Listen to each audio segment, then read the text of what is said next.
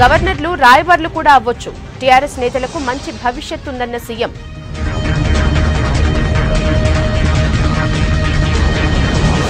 కేంద్రంలో ముమ్మాటికి సంకీర్ణ సర్కారే, చక్రం తిప్పటం ఖాయమన్న కేటీఆర్.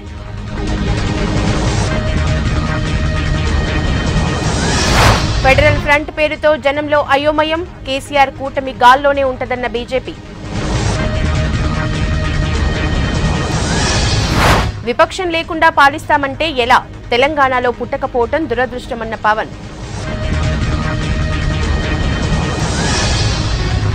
నిజామాబాద్ పోలింగ్ కు ఇబ్బంది లేదన్న సీఈఓ. బ్యాలెట్ కోసం రైతుల పిటిషన్పై హైకోర్టు విచారణ.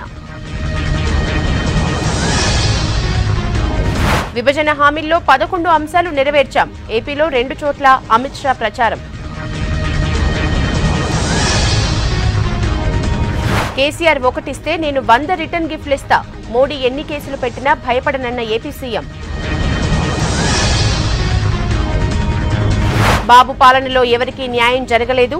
సర్కారు ఇళ్ల రుణాలన్నీ మాఫీ అన్న జగన్.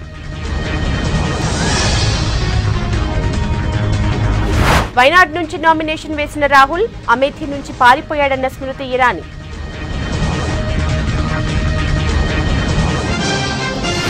రాజకీయ ప్రత్యర్థులను శత్రువులుగా చూడలేదు. వ్యక్తిస్వామ్యం మంచిది కాదని అద్వానీ సందేశం.